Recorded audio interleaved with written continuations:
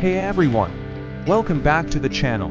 Today, we're diving into some significant developments coming out of Russia that could have far-reaching implications. The Russian government is planning to sell off approximately $1.2 billion in state-seized assets in 2025. This announcement was made by Finance Minister Anton Siluanov during a recent meeting with the Federal Agency for State Property Management, also known as Rosimuzhestvo. So, what's the story behind this?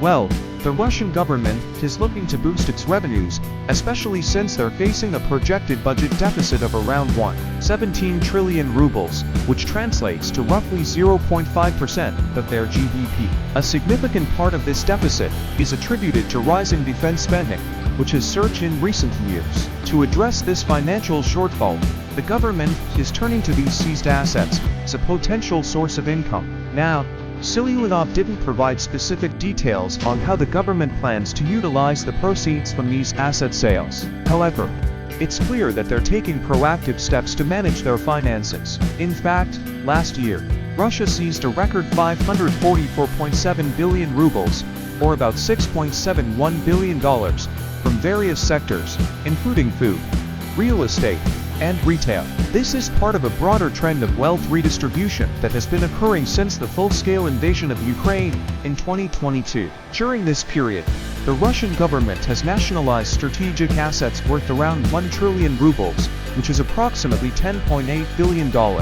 This move has raised eyebrows, both domestically and internationally, as it signals a shift in how the government is managing its economy and resources. Despite these actions, officials, including President Putin, are adamant that Russia is not undergoing a process of deprivatization or nationalization of its economy. They maintain that these measures are necessary for national security and economic stability.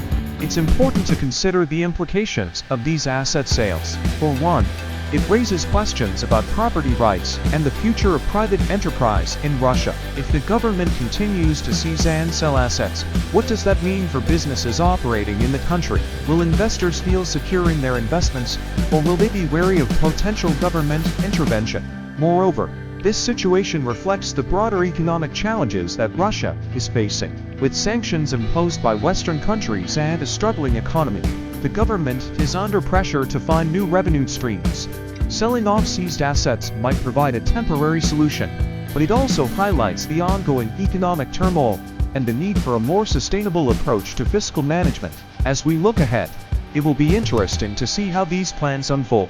Will the government successfully sell these assets, and how will the proceeds be used?